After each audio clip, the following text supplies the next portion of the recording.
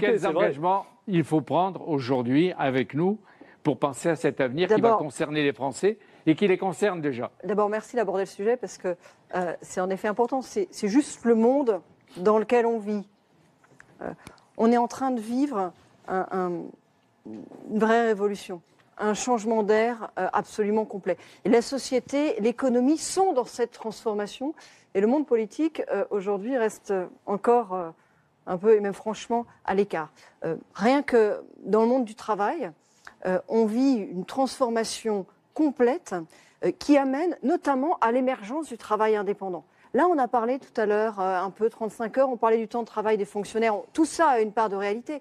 Mais enfin, aujourd'hui, le fait majeur du monde du travail, c'est l'émergence du travail indépendant. Vous me direz quel rapport? Le rapport, c'est qu'en fait, avec les nouvelles technologies, il y a le télétravail, il y a le travail par mission qui est facilité. Et puis avec les nouvelles technologies, il y a des nouvelles valeurs finalement qui traversent la société, qui a un nouveau mouvement d'émancipation. Et on n'a plus envie forcément de travailler comme avant. En tout cas, c'est le cas dans la nouvelle génération. Et le rôle du politique aujourd'hui, c'est pas de proposer les solutions d'hier, c'est pas de regarder les problèmes avec les lunettes d'avant-hier. Le rôle politique, c'est de proposer les solutions de demain. Ça ne veut pas dire que c'est facile. Ça ne veut pas dire que la mondialisation, elle est forcément heureuse. C'est juste que c'est le monde dans lequel on vit. On ne choisit pas son époque. Le prochain président de la République aura très vite à prendre des décisions sur ces problèmes quand on voit ce qui se développe dans la justice, la santé et tous les domaines. Ce que je veux dire sur ce sujet, c'est que ce n'est pas une option.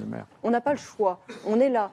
Et tous ceux qui voudraient simplement ne pas en parler, faire comme si ça n'existait pas, dire l'ubérisation, on ne veut pas entendre parler, l'ubérisation est un gros mot, tout cela en fait ne rend pas service aux Français. Ils sont les mêmes que ceux qui dans les années 70 et 80 ne voulaient pas parler de la robotisation alors que c'était en train de se passer. Ne pas parler de la robotisation, ça a fait le malheur des ouvriers. Bruno Le Maire.